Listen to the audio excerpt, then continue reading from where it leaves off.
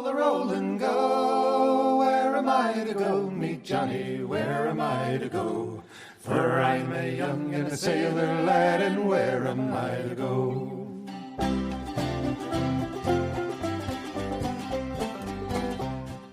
Welcome to Where Am I to Go podcast. I am so grateful you have chosen to listen to me and to go on the travels and see the things and go to the museums that we have managed to go through for the last 2 seasons. I have really enjoyed doing this podcast, and I hope you stick with me. It makes me happy to know that people are enjoying what I do. On another note, I want to make sure that everybody knows that we are on Facebook at Where Am I to Go podcast. We have lots of pictures. We have places that we go that we don't do podcasts on.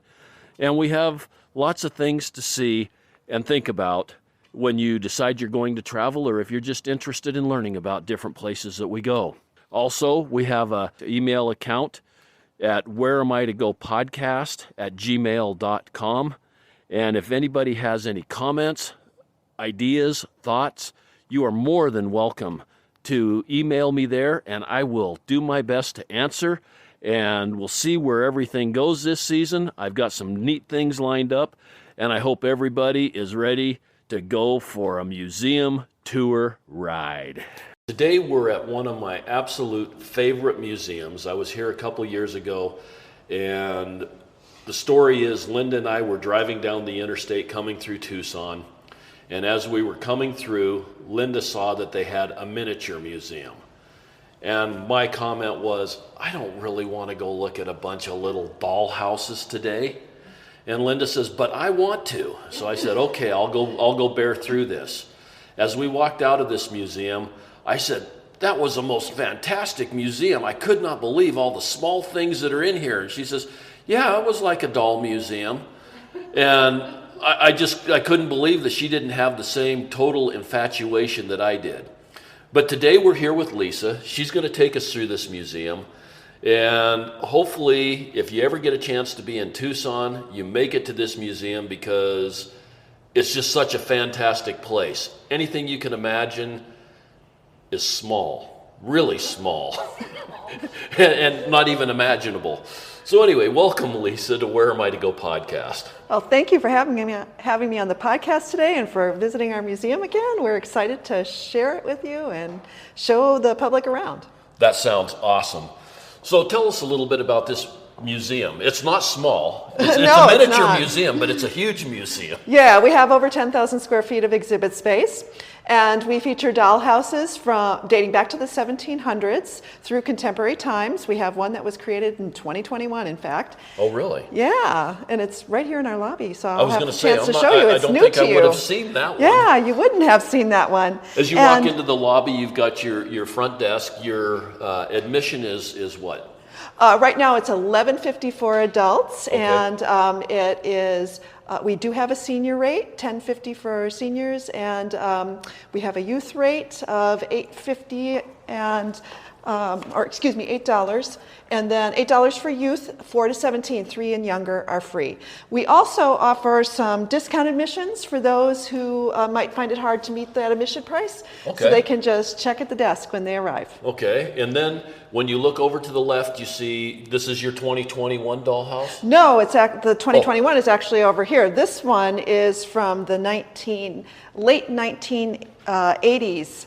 Actually, and this one is called Lanyap, and it was created by a miniature artist starting in 78, and she finished it. She went back into it 10 years later and redid it because she wasn't pleased with the way all the rooms were, and she had developed more skill, so she gutted several of the rooms and redid them. Okay, and we're looking at a house that is probably 6 foot long, 2 stories, it's 3 foot tall. It would look like your regular house, no, not your regular house, like your house on the hill that you always wondered what the heck that house looked like inside. It's decorated in kind of a Victorian style, I would say. You've got a grand piano, you've got a dining set, you've got the big stairway like you'd see in Gone with the Wind. Yeah, well, let me tell you a little bit about it. Actually, tell me a lot about it. Yeah, I know a lot about it, so I'll share with you the history of this. So, the artist's name is Madeline Cook, and she wanted to create a house that would represent the Virginia tidelands during the Revolutionary period. Okay. So she actually based this house on Mount Vernon, so it's got a similar look. And now that I said that, you'll probably recognize that it looks similar to Mount Vernon in its format. And she's really a big history buff, so she did a lot of research on that time period and that region. And what she decided was that the owner of this house would be a seafarer who had sailed the 7 seas, and he was trading around the world, and he was filling his house with items that he collected while he traded. And so you can get a sense for what countries the United States was trading with during this time. So we've got India, we've got China, we've got Spain and France, and then we're looking at this side, so this kind of gives us a history of who we're connected with in the world. But if we come around to the other side, what she's representing here is a cotton plantation of that time period.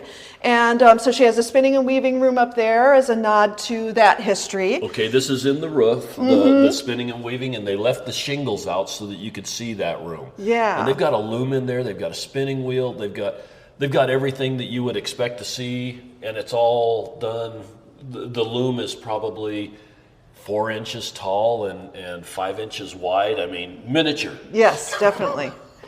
Definitely. This is on a 1/12 scale, so 1 inch equals a foot in the real world. Okay. And since she was hearkening back to that time and wanted to teach some history about that period, she included a number of things that represent the historical period of the Revolution. So one interesting thing that I want to point out is this desk in this office. This is actually a replica of George Washington's desk that he had in his office in New York City when the Capitol was in New York. So she did some research on that and replicated it herself. Okay, and this one even has some floorboards that are taken out that have muskets and other guns underneath the floor. Exactly, and you can imagine why. This is Revolutionary period. Right. And, billiards was a big game. It was new to the States, so she included that in here. You're going to see the eagle represented. It was newly, identified as, our national bird. Right. And you can get a little bit of a sense of the lifestyle if we come over to this side where the kitchen is. You can see, how they would have designed and cooked and the kinds of foods they would have eaten. The pantry is right next door, so you can see how they preserved some of the food. And when she's talking about the kitchen, we're looking at full roasted pig on the table. We've got knives, we've got rolling pins, we've got all of them in the 1/12 scale. So if you can imagine a rolling pin that you use to roll out your pie dough, and then drop that down 12 times its normal size. That's what's inside this room, and you can see it. The candles, the pots, the pans, everything is to that scale. How long did it take to build one of these? How long? I mean, I know you said she took 10 years off. Yeah, so it took her a couple of years, and first she did all the research, and then she constructed, then she had to draw up the plans, and then she had to draw up all the plans for all of the objects she was going to have in here. And she made 90% of the objects. About 10% of the objects were things she acquired from other miniature artisans who she admired. Are you serious? Yes. So when she was a young girl, her dad, let her in the tool shop and let her use his wood turning tools, and she did jewelry making, and she sewed, and she did all kinds of different sorts of arts and crafts. And so when she went to the art of miniature, she applied all those things to this project. Her husband did help her a little bit with laying the floor and the tiles or the shingles on the roof, but for the most part she did it herself. And she would work 12-hour days. She said it was a passion of her life and the love of her, it was the thing she enjoyed the most, and she put in lots of hours. So as I said, she did this over about 2-year period. And then 10 years later, when she had more skill, she looked back at some of the rooms and she wasn't happy, and she gutted them and redid them. Wow. And you can't see my face right now. I'm standing here with a look of total disbelief that she actually carved all of these little pieces. I'm stunned at we've got little puppets and toys in the toy room.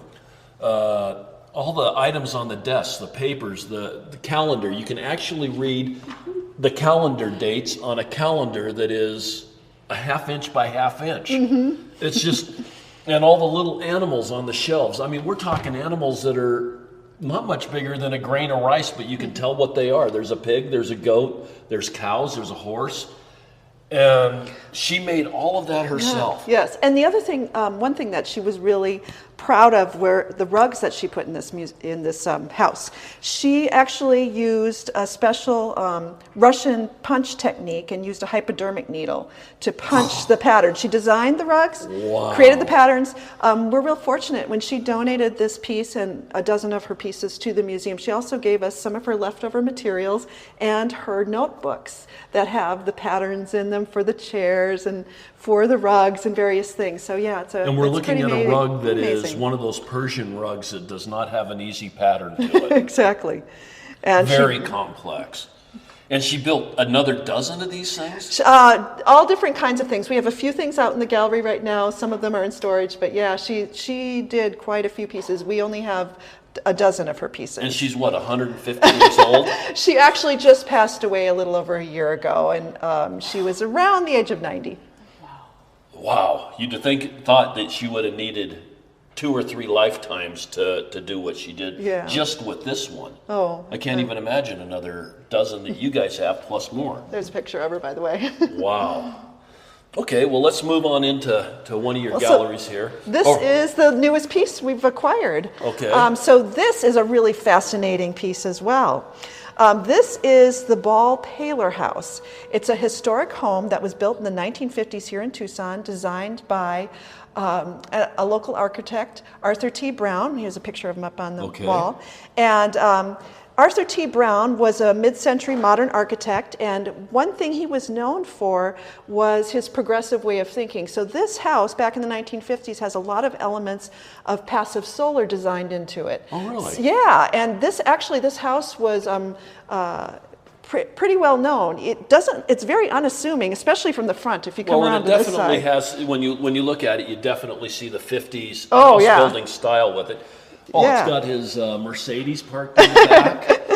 So from the street, this would be your view. So it's really unassuming, but when you come around to the back and, when the roof comes up, you can see the interior, which we'll have to wait for that to happen again. I was going to say, when we came over here, the roof was sitting about 1 foot above so that you could see all of the interior designs and things that they had inside the house. Yeah, we have it on a motion sensor so you can get a sense of what it looks like with the roof closed and what it looks like inside. So do we need to run around it a few times? We'll have to come. Yeah, we'll have to come back because we do have it set on a timer so it's not constantly going up and down, because then it would break. But so, for example, these solar shades on the patio, they were designed. So actually, this was owned by 2 women. Their names were Miss Ball and Miss Paylor, and they were pretty small women, smaller than me, and they had these aluminum frames or shades, and you could roll them along the edge of the patio here so that you could allow the sun in the windows or not in the windows, depending on the season. And so they were on a rail that moved around this circular patio. Wow. Yeah, exactly. And when the roof comes up, this one will move, so you can get a sense of that too. Okay. We just happened to miss it because we were over here. Yeah. But anyway, the house has lots of various elements, like the concrete goes into and it's polished inside to help bring the heat into the floor of the building, for example. Small windows at the tops of the walls, except for this wall, which was south-facing, which would allow the light to come in the winter, and moving the shades, keep the house cool in the summer, and so on. There are more elements to it, but this was actually a pretty well-known home. He was written up in several national magazines for this house, the design of this house. And so we just recently had it commissioned to have a piece that would represent a home here in Tucson of significance, and then also show, they were already starting to think about the use of the natural environment to heat and cool our homes. And so we're using it for educational programming so students can learn about sustainable building design. Cool. And we're really excited. We're just kicking off that education program. They're learning about sustainable building design from a house that was built 50 years ago. Yeah, well, more than that, actually. Yeah, no, 70 years ago. 70 years ago. Yeah, so it shows, that legacy and where we've come. And they're using 3D printers, too, as they make their own little houses. They design their own houses using some of these ideas. And then they do some testing to see what works best. So they're learning about solar as well as, all this kind of stuff. So it's really an exciting piece to have in the museum, even though it's kind of unassuming when you walk up to it at first. Okay, now, speaking of 3D printing and stuff, have people that are building these houses now moved into modern techniques of using 3D printers to make the little tiny rolling pins? Or people do use it for certain things. So there were a few elements that it was used for in here. It's usually when they have to replicate like a lot of stuff. So this is on a half-inch scale. So it's a half-inch equals a foot in the real world. Because if we had it on a 1-inch scale, it'd be so huge. So the artist, for example, when he created the little knobs for the kitchen cabinets, because they were like this big, he designed the knobs and then he 3D printed enough for the whole room. So that's what they'll do, is they'll make the original and then they'll 3D print in a case like that. You know, so there are ways that it can be used that way. But we do have a show right now that features the Cultural Army of Tucson, which is 3D printed community members. So let me take you in and show you that. Okay. Since you brought it up, we can always come back. Okay, yeah. And as we're walking through here, there's just there's more houses and more houses and more houses. But we're just going to come right in here. The one thing okay, so you build one of these houses, and they're called a dollhouse, but I don't see how a kid would ever be allowed to play with the dollhouse. Yeah, these are not the kind of dollhouses that you play with, obviously. These, actually, you know, the history of dollhouses goes back to royalty. In the 15th century, 14th, 15th century, where the royalty had, they started by having small objects, real-life objects made small out of silver, and using them kind of as display or toys for the royal children, like army soldiers and that kind of thing. Kind of like the cute toy soldiers. Yeah, kind of like that, exactly. That was kind of the history of it. That's how it started. And then the women of the house, the royalty of the house, had a cabinet built, and then they had objects in their home reproduced in miniature and placed in the cabinets. And it wasn't meant to be a toy for their children. It was a display to show the wealth and taste. And the cabinet house would often be designed along the lines of their actual home. So if they lived in a Georgian style home, for example, the cabinet would have a feel for that, you know. And I since I'm talking about it, why don't we go? Let's go back to this one that we just came to. You sidetracked me. I can talk and talk. I am really bad that way. You're going to have to keep up with me. All right, because we'll go there next. I'll ask questions and bounce back and forth, and I've got a little bit of ADD. Hey, there's a squirrel. Anyway. Well, it's a good thing you can edit. All right, so Cultural Army of Tucson. So Rudy Flores and Teresa Estrella are artists. And Rudy got really interested in 3D printing, and this was back in 2015. And he was asked by a local band to make an album cover for them. And he was trying to come up with a concept. And his son said, hey, why don't you turn them into army figures? And having just got this 3D printer, he decided, oh, that's an interesting idea. So he scanned the guys in the band, and then he manipulated the file, you know, on the computer, and turned them into little army people and painted them green. And the guys loved it. And then Rudy thought, you know, this is such an interesting idea. What if we scanned community members and turned this into a community project? And instead of being army soldiers, what if they're the cultural community of Tucson? So he did a series of people in the community as army figures. This is volume 2, so this is the second project. Really? Yeah, we actually exhibited his first group back in 2016 after he completed it. We had over 300 cultural army figures in the exhibit, and as COVID sort of started to get under control, of course we're still dealing with it a little bit, but as that got under control, he was thinking about the Cultural Army again and how people had been impacted, and he thought, you know, I think I want to do another series of this and just touch base with people again and see, you know, how it's going. So because as he was doing this, he had so much fun getting to know the people, because they would come to his studio and, you know, he'd scan them and talk and that kind of thing, and sometimes the whole family would come and get scanned. So the Ronstadt family, for example, a number of them are scanned here, and in this particular exhibit, I don't remember which ones they are without looking at the key, but I actually got scanned too. I'm over here. Oh, you are? Yeah. Okay. And you guys cannot see the smile on my face. I'm laughing at this. These guys are all in the army green, just like you see the little army green toys that your kids are playing with. But we've got community members that are playing guitars. We've got one riding a bicycle. We've got another one pounding a hammer. we got Lisa over here with her finger in the air. No, I'm actually sitting down. I'm drawing. You're the one sitting. Yeah, I'm an artist too. I couldn't so see I'm the drawing. facial features well enough to make the identity. We've got people riding bicycles, a 3-wheeled bicycle, some people lifting weights, somebody playing a cello. And it's all, when you walk in here, you think they're army men until you start looking at it. Somebody doing yoga. It's just, this is so much fun. Isn't it it's great? really so much fun. It is. And there's not a single one of them carrying a gun that I can see, but that's what you would expect when you walked up to the display is army men. This is a blast. It really is. This is really fun. So you can get scanned while you're here in Tucson, you know. Oh, I could? Yeah, you And can get put on contact here? Rudy. Yeah. Oh, well, not in this particular show because we've already got it up on display. It's such an interesting Maybe down in the project. I'm future. sure that he's had a lot of fun with it Oh, as far he really as the people has. he's met. And Yeah. yeah. Okay, so now we rabbit hole down this one. Now let's go back to where you were going to take me again when Okay, I asked you the so, last question. If you yeah. can remember what it was, because Yeah. I'm trying to remember myself. We were talking about the history of miniatures and Oh, dollhouses. right. So I wanted to take you over here. So this is a, they called it a baby cabinet, not because it was for babies, but because it was little.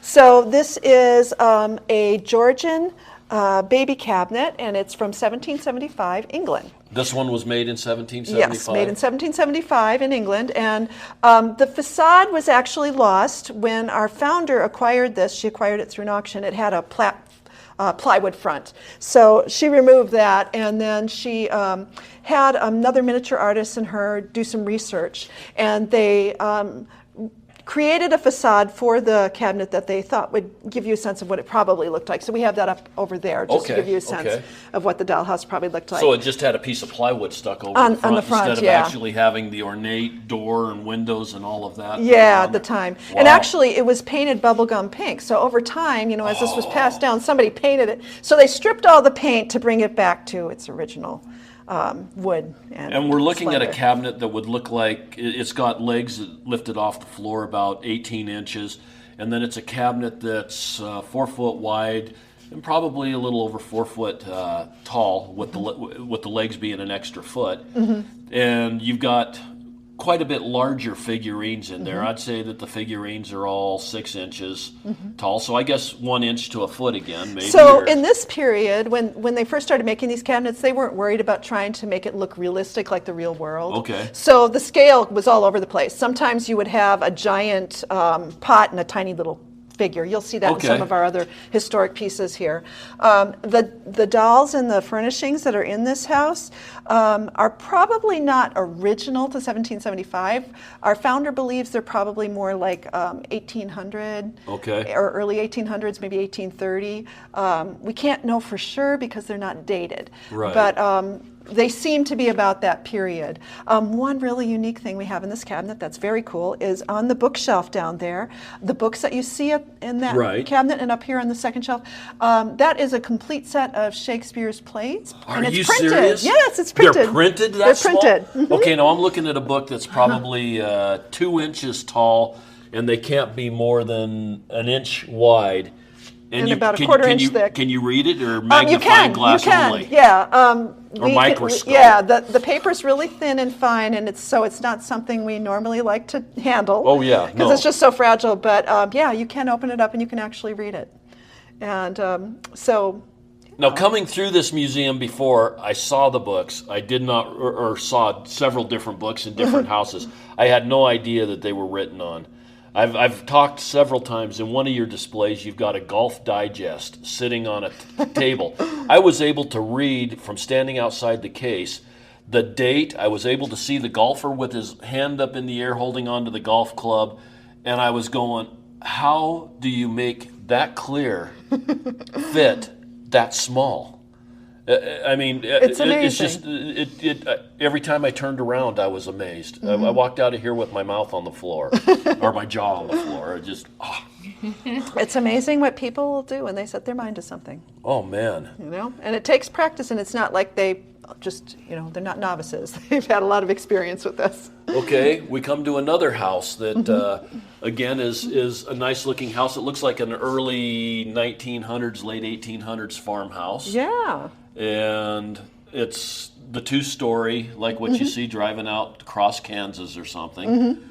Well, it's actually from the East Coast. This is actually a copy of a real home that still is standing in Malden, Massachusetts. Okay. So the gentleman who lived there back in 1880 decided to make a dollhouse of his actual home for his probably grandchildren. Okay. And so he built this house, and the furnishings that you see were put in here by our founder. She collected a whole bunch of antique and fine-scale miniature artisans' work, and she furnished this house. But it's called the John Bellamy Complex because John Bellamy is the man who built the actual dollhouse. Okay.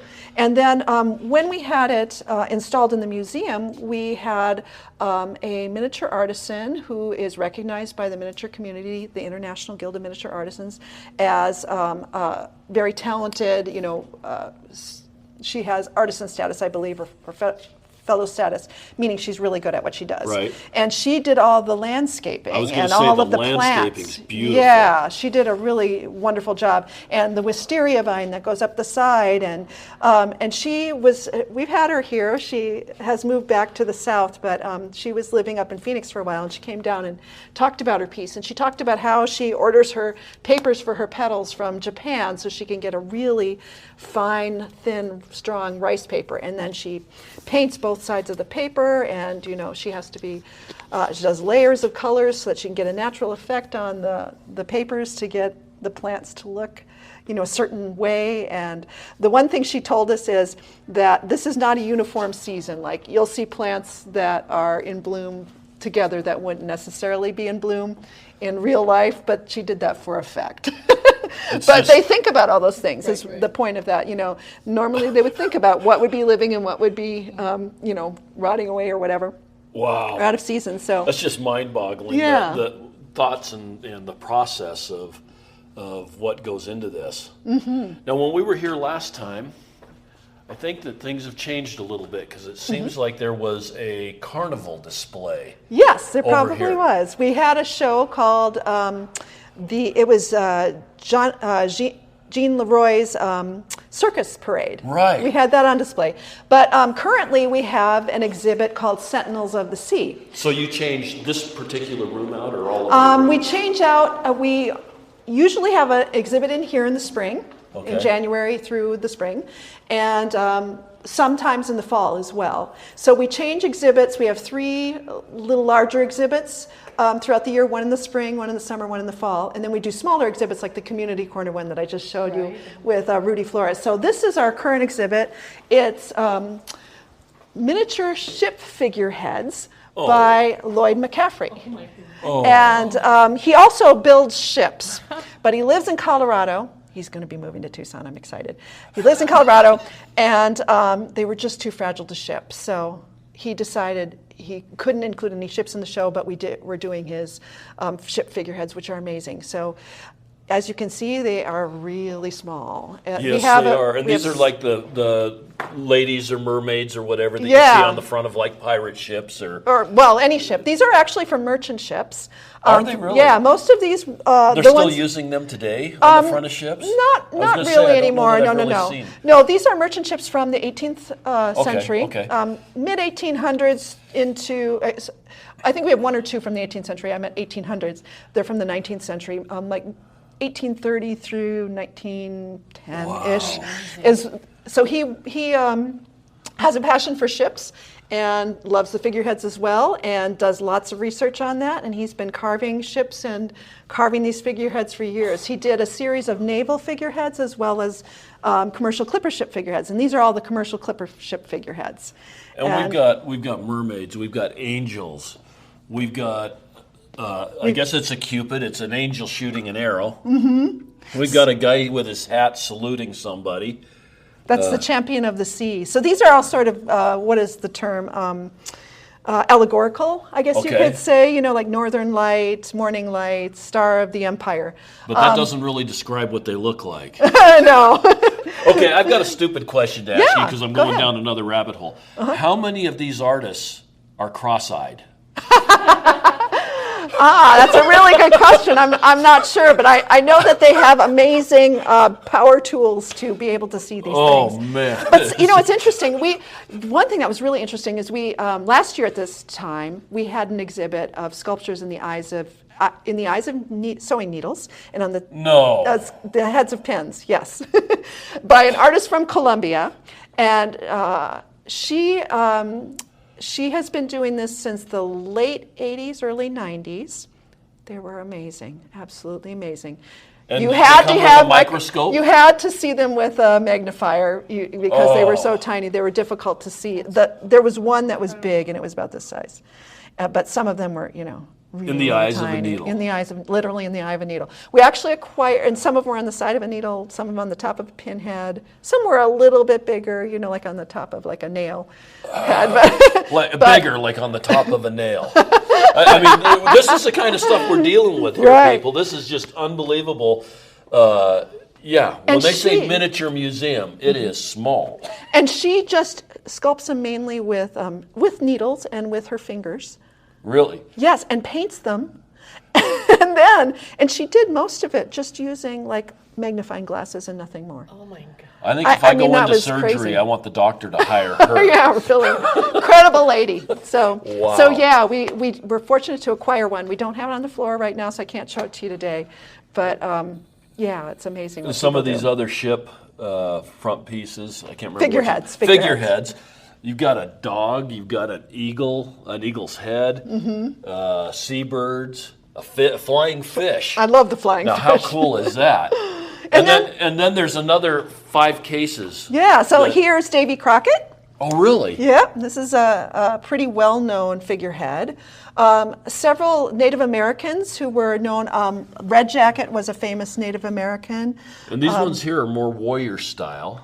Yeah, because you want somebody fierce and strong that you look up to. Right. That's why these kings, these Native American kings, and Davy Crockett. That's why they were represented. I never really thought about it, but even the female figurines are fierce looking in a lot of ways. It's not like walking down the thing, getting your Now I'm lost for words because I was going to say bad ones. Well, you know what? They're strong, feminine figures. Some of them are. They also were one of the reasons for the women out in women were not supposed to be on a ship. Right. They didn't want them on a ship. Luck. That was bad luck. But putting a beautiful woman out as a figurehead on the ship, they believed that the gods of the sea would think they were so beautiful and want to make sure that the sea would be calm for them so they'd have a smooth ride. Oh. So that's why they put beautiful women on the front of a ship to appease the gods and make them. Yeah, they were still beautiful, but they were. Yeah, often strong. Yeah, very strong. Yeah, mermaids, angels. It wasn't the super feminine. Yeah. Exactly. Wow. So, yeah, all kinds of. It was so really cool. interesting to. Read about this and learn. That's the one thing about miniatures is it covers so many different topics, because people all around the world and throughout history have used miniatures in so many different ways. And here at the Mini Time Machine Museum, because we're about miniatures through time and history, we want to try to show the broadest sense of miniatures. What are all the different kinds of things that people have done? It's not just dollhouses, but it's carving ship figureheads. It's making the cultural army figures. In Japan, we have some examples of netskis, the carved toggles that were on the samurai's belt. Oh. That's a form of miniature. We have Thai spirit houses, for example. And the ancient Egyptians made miniatures that they put in their tombs. We don't have any of those in our collection yet. That's too maybe bad. Someday. But put the word out there. Yeah, we've been looking for a show of ancient miniatures that we can exhibit, at least temporarily. Wow. So do these people actually make a living doing this miniature stuff? Yeah, Lloyd makes a living doing miniatures, and really? Not everyone does, but many of them Right. do. There is a whole culture. And it's a worldwide phenomenon. I'm going to Chicago in April for the biggest show in the United States, the Tom Bishop Show, which is held every year in the spring. And so vendors and artisans all come together and collectors all come together to sell their wares and share their wares and teach classes. And you know, I that's can't how they even make it. imagine the dollar figures that would be on some of these dollhouses just because of the time involved. Mm-hmm. I mean, if you were charging 50 cents an hour, you'd still be in the thousands of dollars. Yeah, I mean, they're not cheap.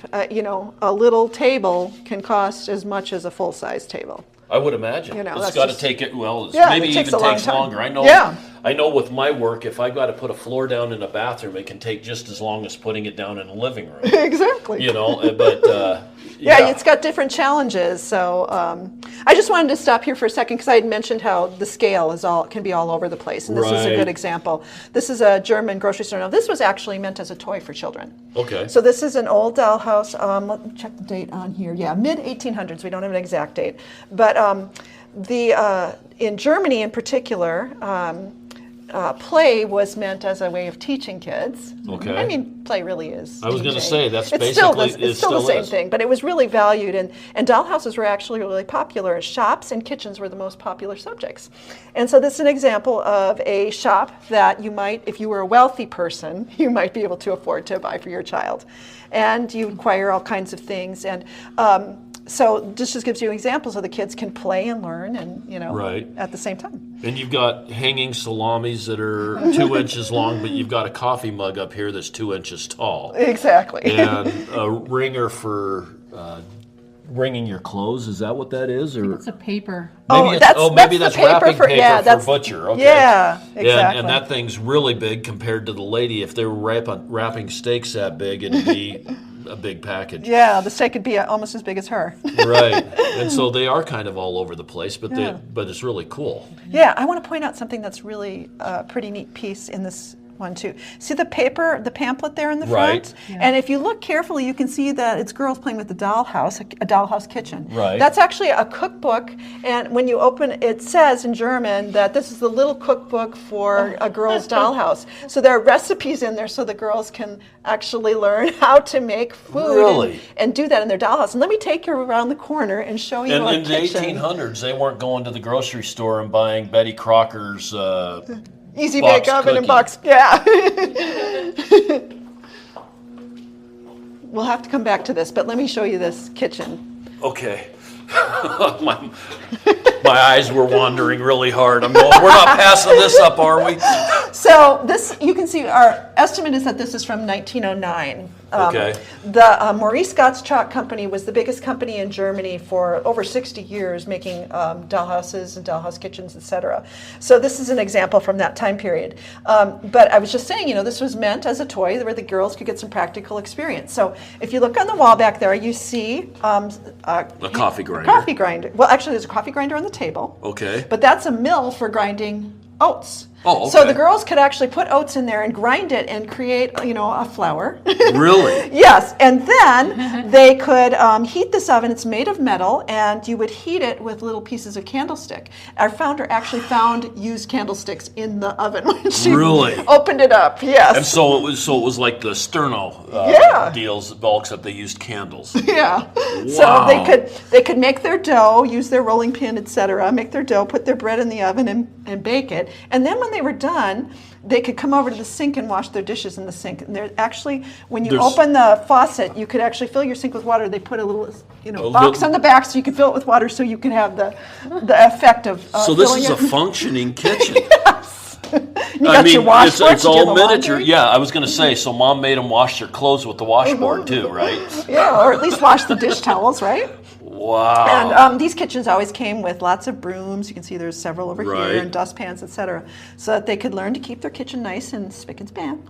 And so what age group was this for? Probably young. 8, 10-year-olds? Probably, yeah, I would say. I mean, Well, keep in kids grew mind- up a lot faster Yeah, I in was going those to days. say, you know, a girl of 14 or 15 could be married off, so Right. I would say probably 8 or 10. Yeah, and you had the boys going to work in the coal mines at 8 or 10 too. Yeah, You know, craziness. I mean, it's crazy Yeah. how fast kids grew up in those days.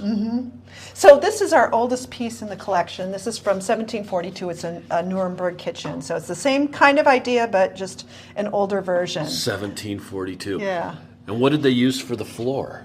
It looks like that's linoleum. It does look like linoleum, but I think it's just a painted floor. A painted floor? Actually. You see the joy of cooking sitting in there. Right now it's February, it's Love of Reading Month. So we have a little scavenger hunt for our visitors, and we put books throughout the gallery for you to find, and of course that would relate to cooking. So. Did you put the Shakespeare books in there? No, we didn't. Those are there year round. And this little kitchen that she's talking about has a stove in the back and a lot of copper. All the pans are copper. We did a podcast at the Copper Museum in Jerome. Oh, awesome. That was unbelievable. But they didn't have any of these miniature pans like this. Oh. But this is a full copper kitchen, and just really, really cool. Yeah, so, keep in mind, this would be something only a wealthy family could afford during this time period, 1742. But as you move through the gallery, you start to see how miniature dollhouses became available to the masses, the general public. God's Chalk was a company that was making them at a variety of different price points so that various people could purchase them. And in the U.S., Bliss was a really big manufacturer. We have a picture from their old catalog, but these are all Bliss. Right here, these are Bliss houses. And you can see this, there's one that's pretty simple and even folds up. Okay. For, probably would retail for about, I don't know, a dime a quart or something like that, versus one that would cost you several dollars at the time, for somebody who could afford something a little fancier. And these here were more in the early 1900s. Yeah, these were turn of the century. And the front facade opens up so that you can play inside the house and then close it up when you're done. Exactly. And it looks like they've got little furnishings in there. Mm-hmm. Now, were those furnishings fixed, or were they movable to where when you picked this up and moved it, they were all over the house by the time you got it? They were not fixed. In fact, the furnishings that are in here are just some that our founder put in there to give people a sense. But you can see, this is also by the Bliss Company. So they also made furnishings that didn't necessarily fit in the house, but they made them for the house size as well. And this has furniture like a love seat and a couple of chairs and a piano and a lamp with interesting fabric on it. It's got your ABCs on the fabric. Yeah, it was the ABC set. Oh, that's what they called it. Yeah. Hey, how cool is that? Yeah. ABC furniture set. Okay. Now let's come back here. I was going to say we passed this up. we passed up one that caught my eye like crazy. Yeah, this one's really, really cool.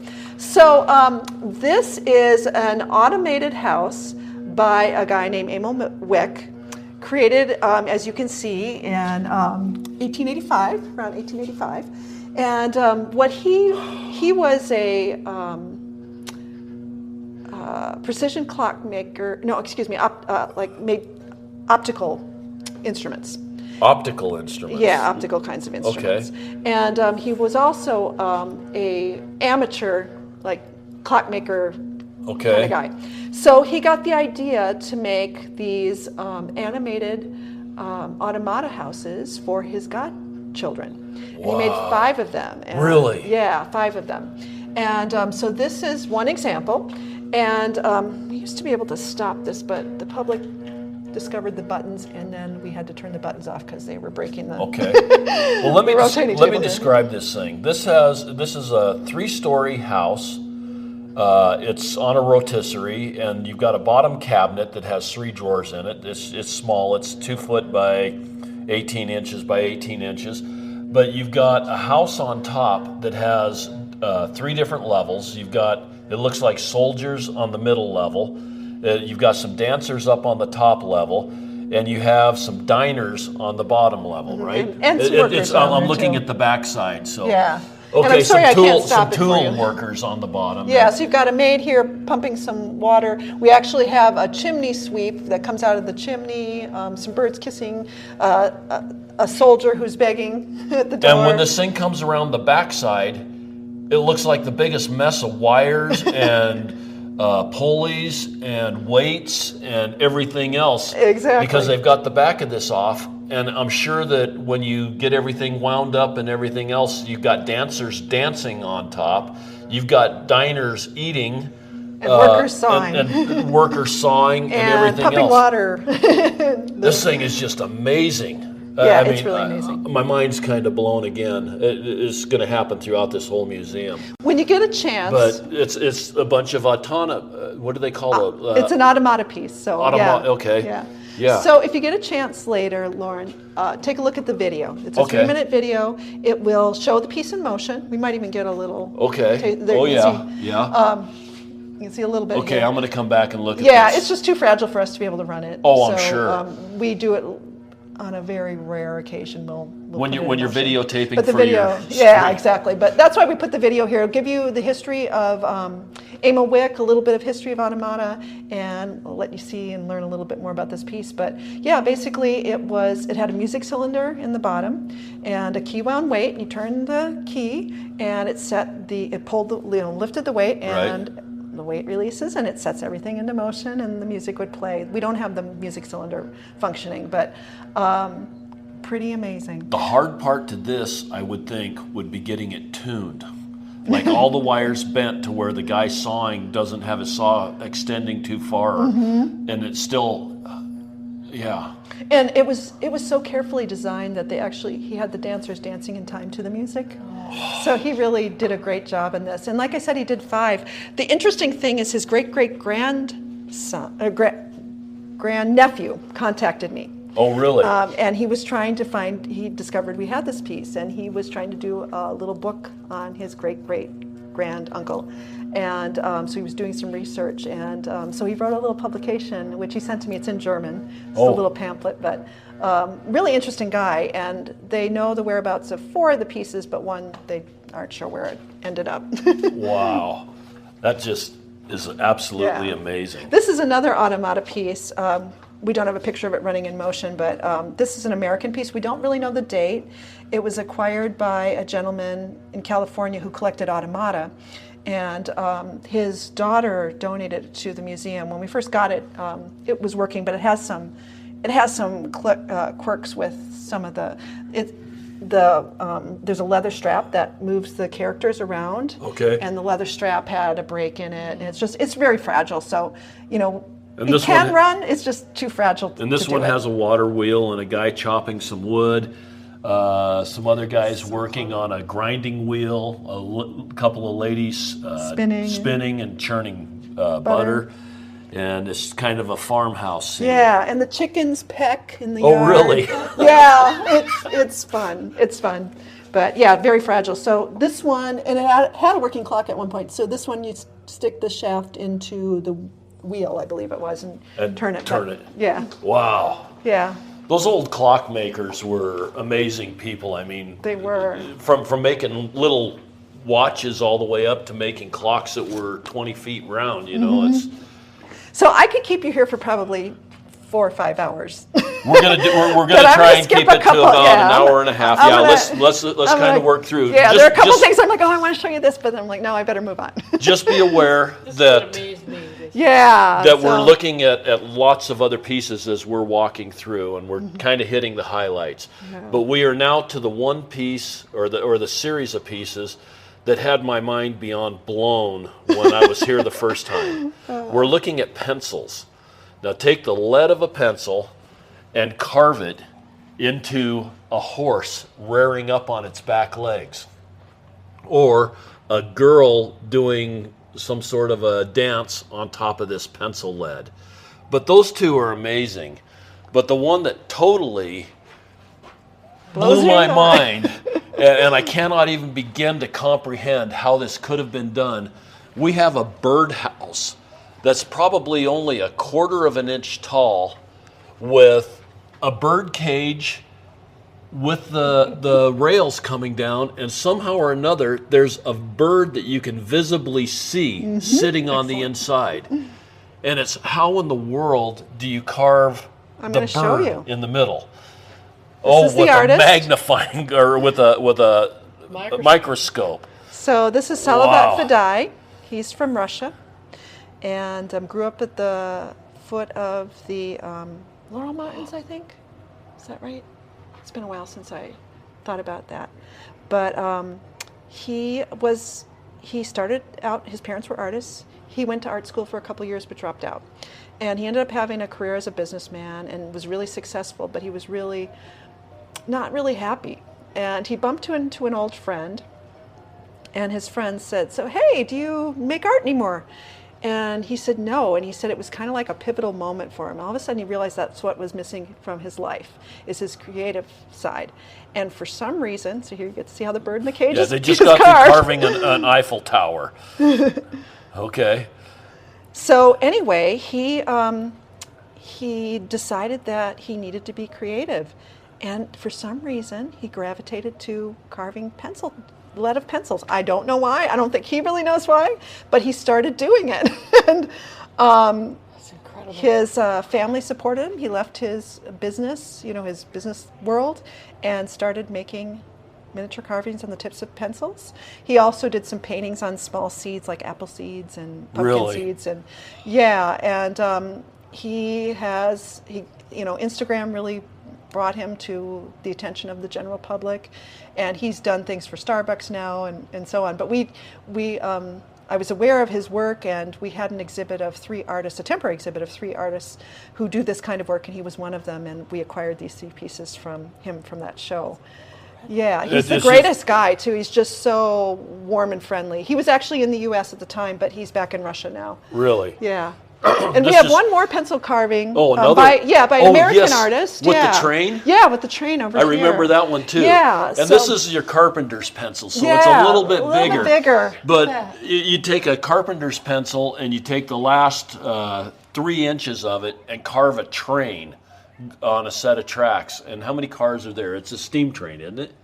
I can't remember. It's also just got like the fence and some other things going on there. It's hard to see. But this is by Cindy Chin, and she is up in the Northwest. And not the coast. Where is she? I want to say she's Idaho or Montana, I can't remember. But she was also in that exhibit, and we acquired this one piece from her. We wanted to get something a little different and from another artist. That had to be a little bit of competition. One guy doing birds on the tip of a pencil and somebody doing trains on the rest of it. And we had a guy from Brazil, too, who did amazing pieces as well. He had like a little boot on the... Anyway, they were all amazing. So, wow. Such a variety. And then as we're walking around, we're looking at other doll houses that you kind of have set back into the wall. Mm-hmm. A lot of very early American... These are like early American. This is like a 20th century basement, early 20th century basement. Okay. And it's got the big steam boiler in it with the big pipes for providing heat. And It's just, when you look at these things, you can relate to them so well because you've been in houses that are just like this, other than it's just super small. Yeah, exactly. Okay. And let's see. We've got a lot more doll houses. Not doll houses. I'm not even going to call them fine scale miniature houses. Fine scale miniature houses. That's what we like to say. Yes. Because that describes them better. And then you've got some... These are historic figures by a guy named George Stewart. So there's a photo of him over there on the story panel. But George Stewart was a raconteur, and he needed props for his... for when he went out and did his talks about people. Okay, what's a raconteur? A raconteur is somebody who does, goes out and does a talk on a subject. Okay, a public speaker. That's not a word I've ever really... Yeah, it's not one you hear that often. And it's not as popular now as it used to be. Okay. So anyway, he was back in the late 50s, early 60s. He was starting to do these talks, and he needed props to go with them. So he decided that he would make sculptures of the characters he was talking about. Okay. And so he started doing that, and then he was asked to make a series of figures for an exhibit at Disneyland, actually. Really? Yeah, Monsanto was trying to talk about the history of clothing and textiles, and back in the 60s, right. Polyester was like a new product, and so they were trying to showcase how fabrics had changed over time. And so they asked Mr. Stewart to make the figures for the exhibit. So these were actually part of that show. And so he's showing different kinds of costumes at that time. Okay, and these are a little bit bigger than what your Barbie doll would be. These are quarter life size. Quarter life size, yeah. Okay. So as I said, these were created in the late 50s, early 60s. These are from 1958, I think 56 and 58. Mr. Stewart continued to make historic figures of characters throughout history and around the world up until the 90s. He's still alive. He's about 90 himself now. Wow. And he still makes figures, but his figures have become so realistic, they look like they can breathe. So we learned about Mr. Stewart. He had a foundation for a while, and the executive of the foundation brought a sculpture over to show us of President Lincoln. It looked like President Lincoln reading the Emancipation Proclamation. Really? And it was so detailed, like his dandruff was on the shoulders of his coat, because Mr. Stewart did research, and apparently President Lincoln had bad dandruff. Wow. But he looked like a living, breathing figure. So we did a couple of shows of his more contemporary figures, and then there was a woman whose family had the collection of his original work, his very early figures, and they were looking for a museum to donate them to, and they were connected to us by the Stewarts. And, how cool is that? So we acquired, his first 32 pieces. So at some point, we're hoping we get some of the later ones, because some of the characters that he did early on, he redid later. So for example, we have a sculpture of Queen Elizabeth II and the first Queen Elizabeth as well. And later in his career, he did them, and it just would be wonderful to have an early example. Yeah, I mean, because these are really wonderful, but the new ones are mind-boggling. So you've got 3 on display. Yeah, we have 3 on You've display. got We have another 32. We have 32 total. So we have another 29 you could put out. Yeah. Wow. So we rotate these every 6 months. We change them so you can see different examples. Okay. So yeah, That's sometimes way we cool. have up to 5 on display. It just depends what we're showing.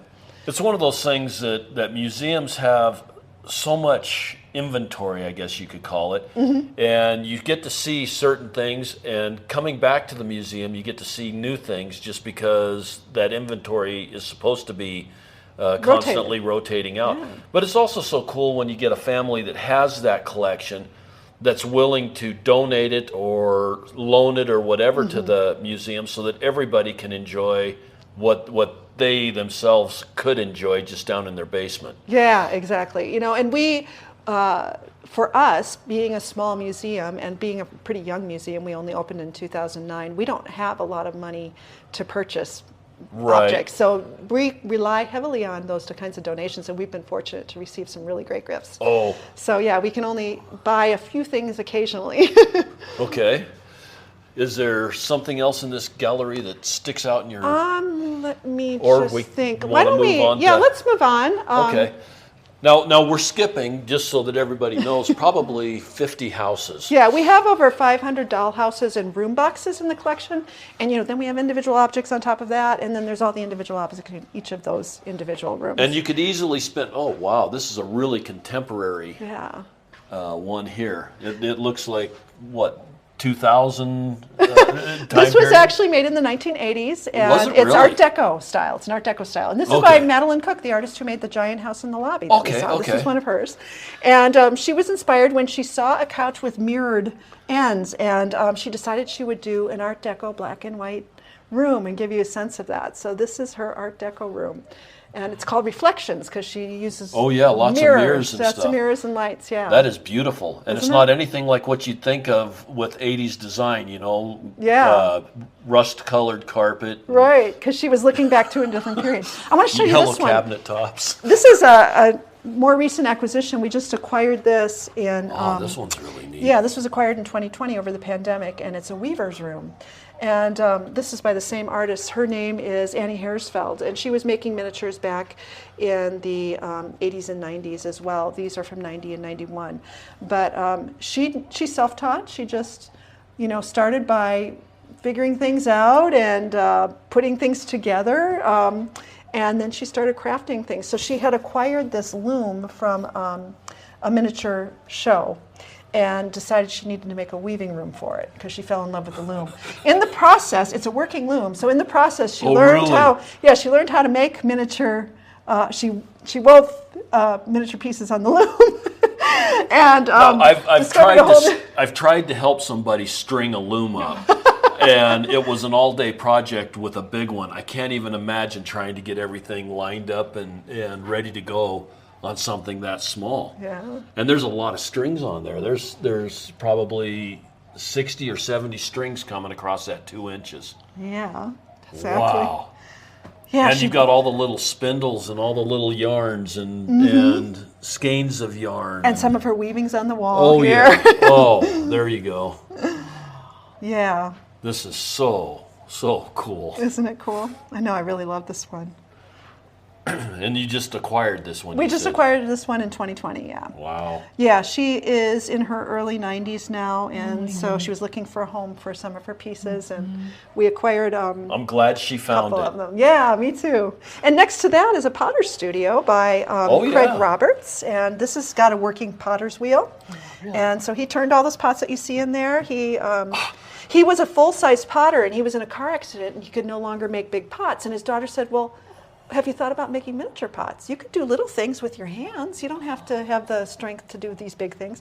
And that's how he got started. No. And yeah, and then No, he made the whole no, studio. No, I've thrown pots. And what do you use to make a bowl on a wheel that is a 1/4 inch tall and at the most 3/8 of an inch round, and the center's hollowed out? I mean, it's beautiful pottery. Yeah.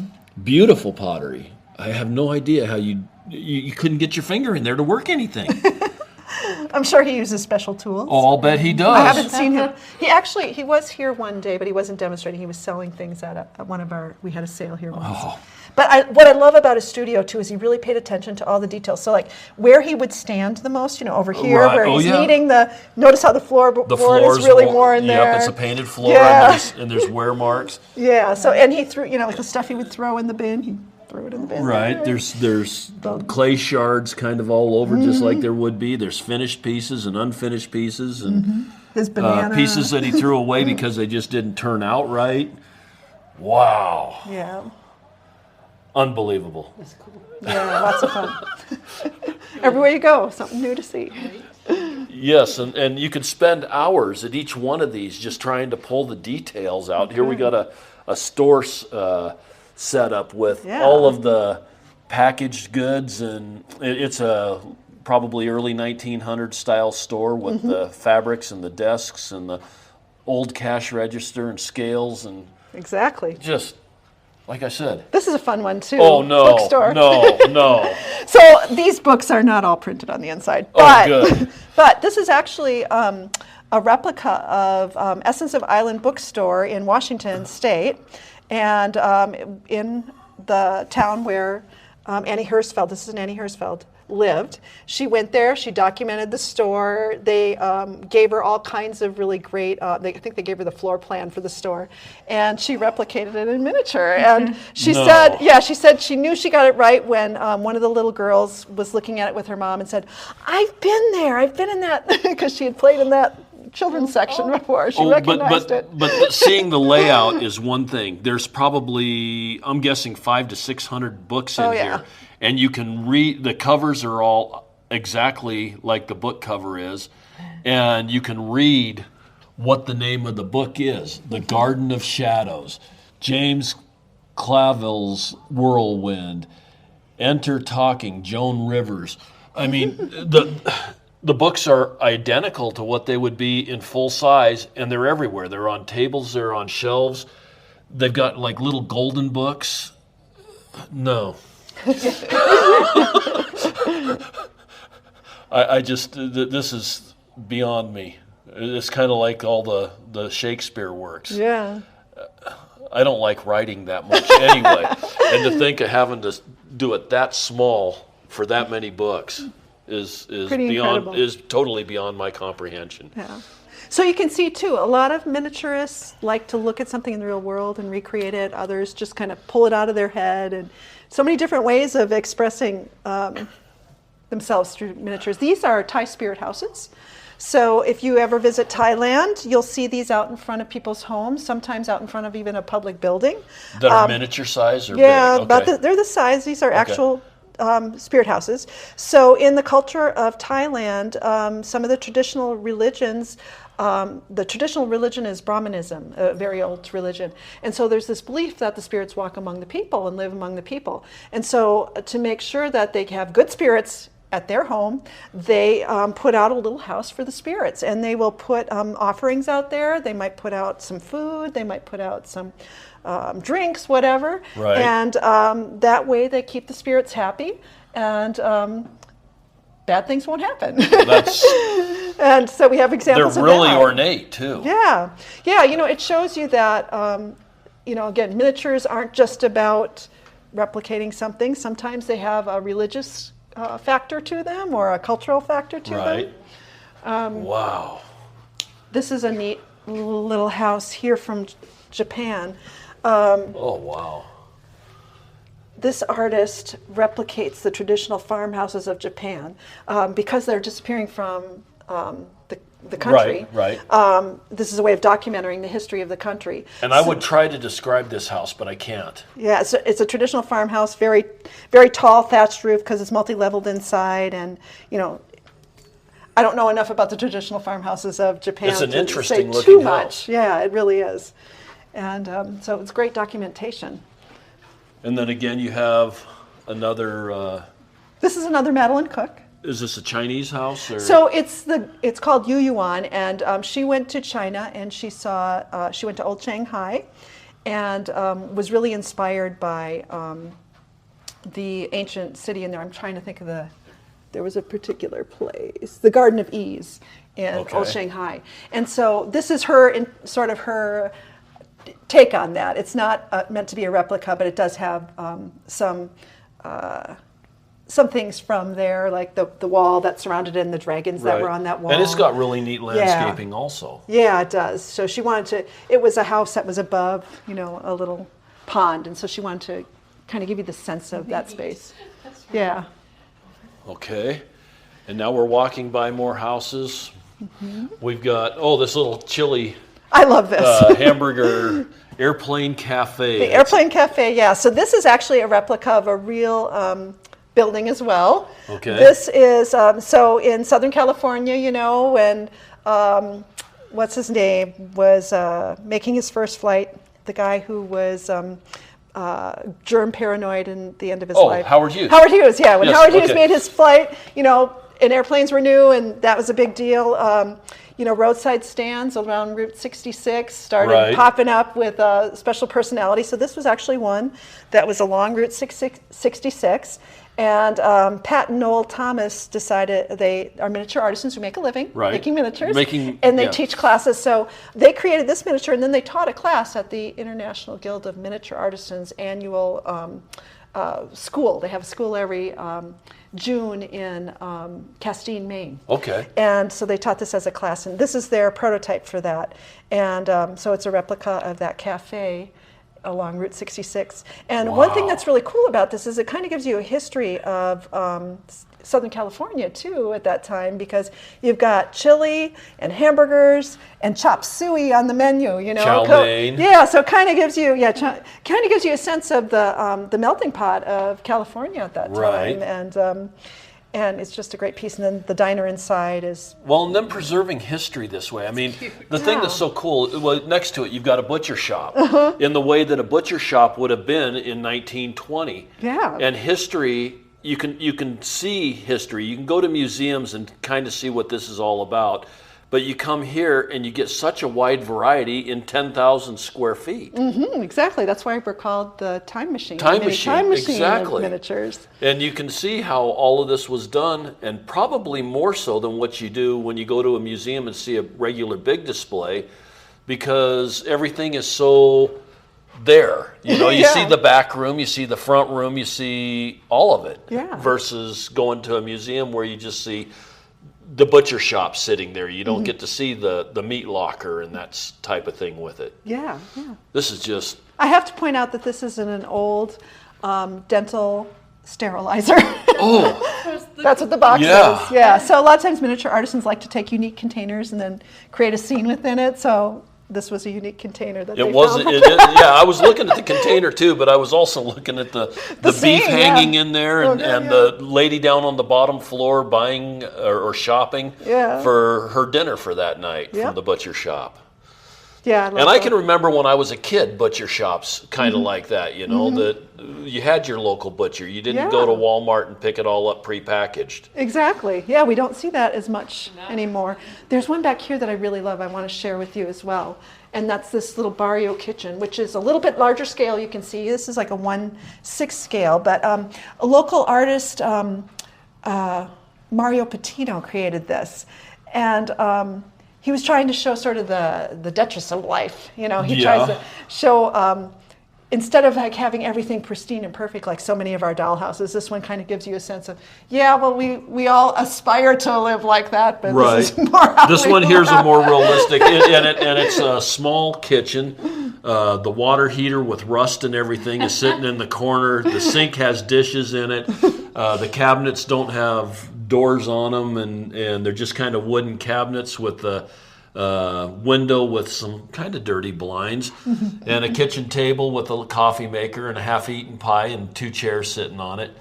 Doesn't look like it's the most sterile situation, but you know, I've been into some places where people live that look a lot like that. Yeah, exactly. And you know, I thought, I love his coffee pot, by the way. It's Yeah, so cool. the coffee maker. Yeah, and he actually made the rust so that he could put real rust on. Oh, really? Yeah, he made his rust, and yeah. The water heater looks like it's right on the verge of going to need to be replaced. Yes, exactly. You know, he replicated that on a water heater he was familiar In with. front of the sink. Oh yeah, Yeah, It's I got a love it. little carpet that in front. And it's And those chairs. I mean, I know I've sat in those chairs before. we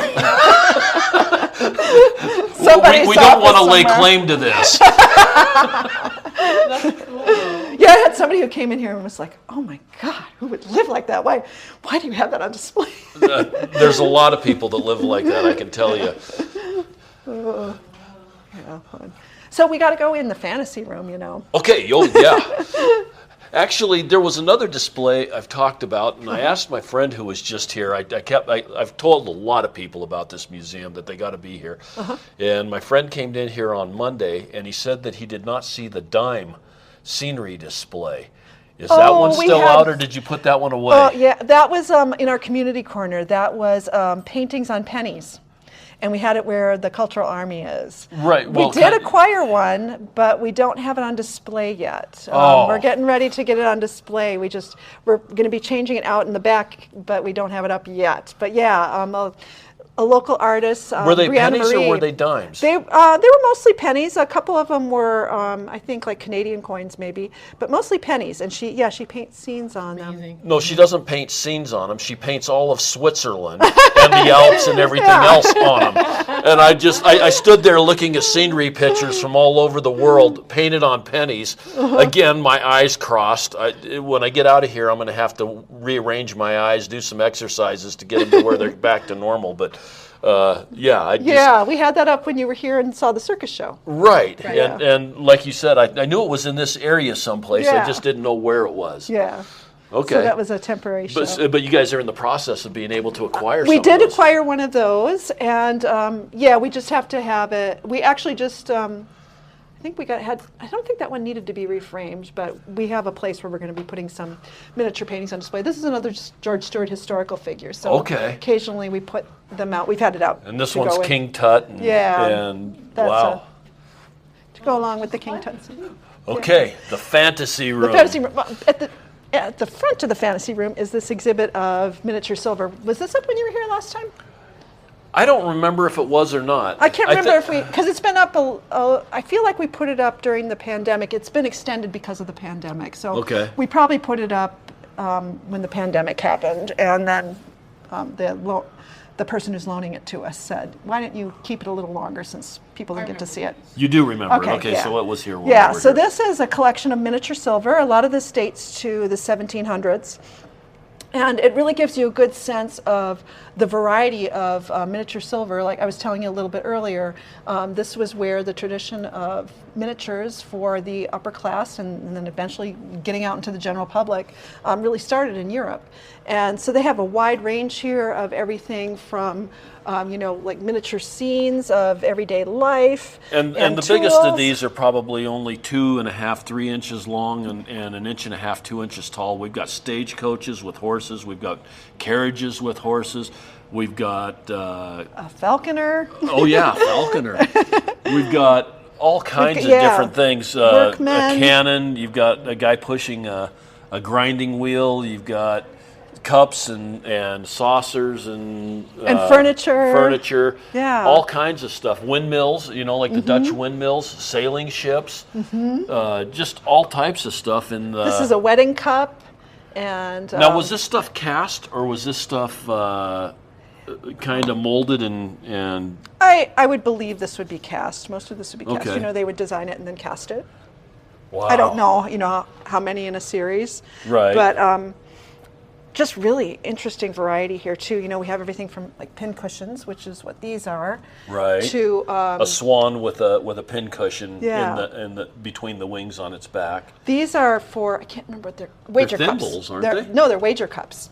So what's a wager cup? So you flip it over and you put your alcohol in the cup. Okay. And you spin the pardon me.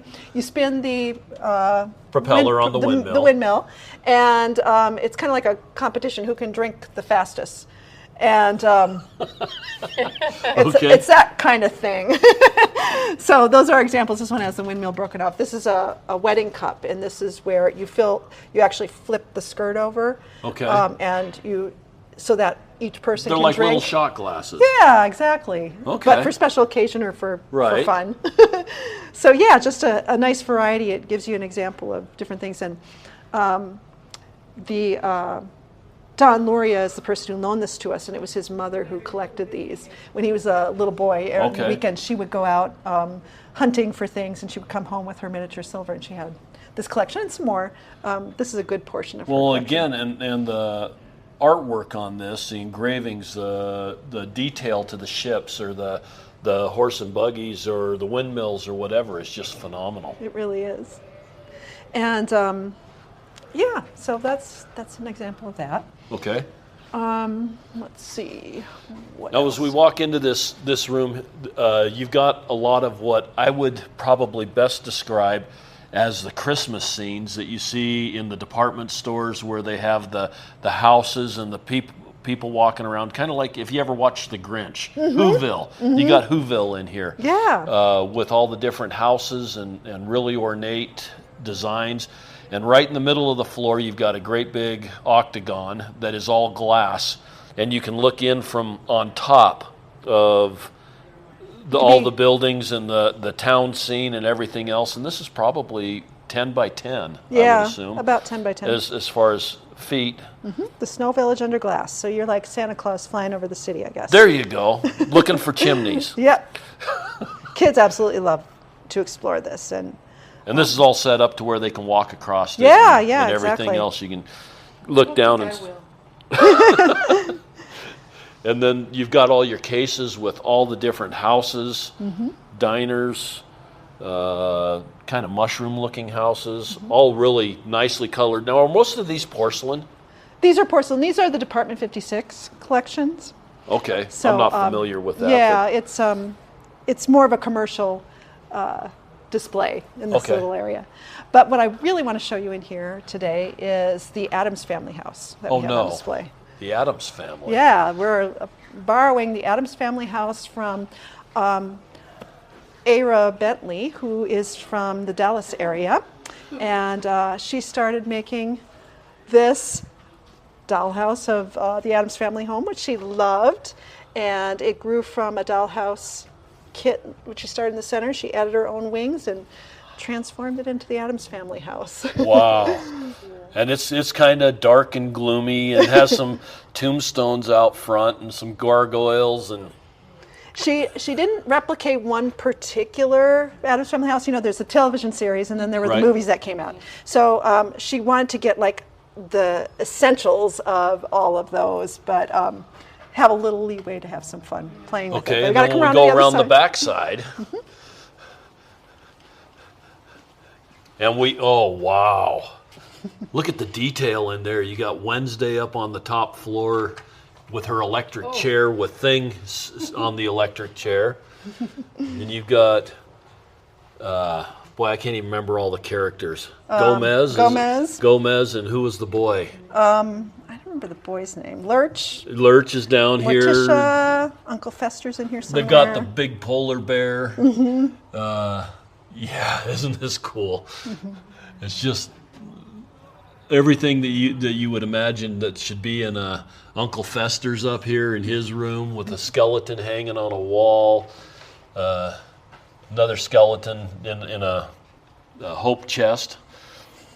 It's just, wow. She did a fantastic job with this. She did, yeah. And she was sharing this on YouTube, and people just loved it. So as she worked on it, she would do tutorials, and so people could join in and make it at their own place, and they sent her stuff, and so she added those things in. So it's a combination of most of what she made as well as gifts from So if you were wanting to see YouTube. this built, you could go to her channel. Her channel, What is yeah. it? Do you know her channel's we name? have it written down here in the brochure, and just take that Her with name you. is Ara, A-R-A, Yeah, Bentley. Ara Bentley. B-E-N-T-L-E-Y. And I know we have it on And here. the Let's Addams see, where Family is it? Mini Mansion is what it's called. So that's our email. Let me see where hers is. I know we have it. Oh, we have it through QR code. Okay. Well, if you look it up this way, I'm sure you'll be able to find it. If you want to if see you just- maybe how one of these miniature houses is built. Yeah, So exactly. it sounds like a pretty interesting display. And then we've got over here these are called Cupid dolls, right? Yeah, they are. Okay.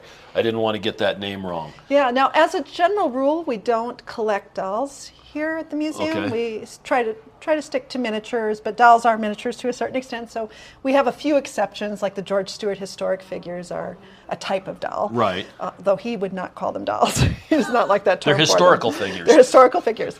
But anyway, these Cupid dolls were part of our founder's collection, and she has some really unique and interesting Cupid dolls in this display. So we're fortunate to have this little collection here, and we have had people who are big Cupid people come check it out. Cool. I'm not a big Cupid person. I'm but not either. It's still there. It's all right. Okay. We've got several other I love these. displays, houses that are all. Here's one that's a witch house. Yeah, this is called Cauldron Coven. Cauldron Coven. Yeah, and our founder, Pat Arnell, did this one. So what happened was when she got involved in miniatures, her husband decided to buy her a dollhouse kit. And when she got the dollhouse kit, it seemed a little bit like too much for her. So she put it aside for a little while, and then she finally was ready to tackle it when she felt like she had more skill. And she decided that she was going to transform it into a witch's house rather than a traditional house. And then it grew from there. So this was the center original kit house that she built and put together, and then they call it kit bashing, where she sort of took liberties with the kit and did her own thing. So she created a levitator over here for the witches because they don't need a staircase. They can come up here. They can levitate up into the night care because they are out at night, so they don't have daycare for their kids. They have night care for their kids. And, she has a secret passageway here. Well, she identified it, so it's not too secret. But anyway, she just had fun with this. She really loved Halloween and just made this giant mansion and then some side houses to go along with it. Okay. And then you were going to... Oh, I love this one. Oh. These are awesome. Marcia Backstrom was a well-known miniature artisan who made doll figures, and she was known for her dowager women, but these are some of her ghosts and witches that she created and, put into some shadow boxes here that I just absolutely love them. Yeah. So this is Girls Having Lunch, and this one is Coven of Witches. And they just have such a unique... And these are kind of rag figures, I guess is what you'd call them. They're just made out of cloth. It just keeps going. It does. And then we've got another... Halloween Village over here. Is that what... Okay. This is Creepy Hollow commercial kind of building. Yeah, I was going to say it looks a lot more commercial. Again, Yeah, a lot yeah. of the ceramic type buildings like Yeah. the Christmas ones. Yeah. Our Yeah. founder just enjoyed that, and she wanted the public to know you don't have to have a lot of money to get involved in the hobby. You know, there are Right. affordable means of having miniature displays. So Cool. we have a couple of those here. Maybe we go back over in this corner because we haven't really looked at the fairy corner. Oh, and that's we have a right. resident fairy here, so we don't want to forget. Oh, and this is a fun one too. Let me show you this one. I don't think this was on display last time you were here. I think we had it in storage. So this is Dark Side of the Moon Antiques and Oddities, and this is by April Gill, Ron and April Gill. And there was a show, I guess, on one of the cable channels called Oddities. Oddities, yes. Yeah. I used to watch that. Yeah, she loved that show. So this was sort of her homage to Oddities. Okay. and a little bit of Harry Potter. She was kind of thinking about the Harry Potter, the stores in Harry Potter. I can't remember the name of the shop. So she was kind of playing off of that, so you can get a sense And of in this all the one, you've fun got a little stuff. two-headed calf, and you've got a boar skull, and you've got it looks like a dolphin skeleton, and an octopus holding a table up, glass on a table, and just a lot of your little oddities that are odd. Yeah. I was going to say so much fun, but some of them are kind of morbid. But in a good way. Yeah. And then here's our fairy castle. This is the Forget It's Not Fairy Castle. And so there's this legend in Ireland, and our founder was Irish. That was Okay. her heritage, I should say. She's American, but that was her heritage. So she did this historic fairy castle, and the Forget It's Not Fairy Castle is a fairy castle that is under the lake at Loch Lao, I believe it is, and it rises up once a year. And if you believe in fairies, you can enter the castle and spend the day with the fairies in the castle. Wow. And so this was also created by Ron and April Gill, the people who made that piece, for our founder, and then she collected various artisans' pieces to furnish it. So here we've got the fairy king and queen holding court, and if you come around the side, we have the tooth fairy over here taking inventory. And it actually, in some of the jars, contain the teeth of her grandchildren. Oh, really? And some horse teeth from her daughter's horse. So it's fun little stories. Wait, I think I just saw something. It's starting to get a little bit crowded in here. Yeah, it's getting a little busy. So we're getting a little bit of background noise, I'm sure. Yeah, so. Let's go ahead and... Why don't we... Do you want to head out? Do you think we've covered? I think we've covered pretty well. People are going to have a pretty dang good idea of what we've got going on. Yeah, so we here. don't want to go out there. That'll take us outside. Well, let's step in here real quick and just kind of finish sure. things out because there's quite a bit of background noise. Yeah. Anyway, Lisa, I really appreciate you taking your time here with us this morning. I know that you're busy and you're getting busier by the second. You guys have a website? Yes, we do. It's the minitimemachine.org. Okay. And there you can find out all the information. We even have objects from the collection on the website. Okay. See our upcoming exhibits and And the more about pricing us. to get in is It's really all reasonable. This place is beyond fascinating. And I highly recommend anybody get here to Tucson and see it. Tucson's really cool because you guys have so many museums and so much to see. But I finish out my podcast by saying the world is full of wonder. Everybody needs to get out and explore. This place is way cool. And have a wonder-filled day. All the roll and go, where am I to go? Meet Johnny, where am I to go? For I'm a young and a sailor lad, and where am I to go?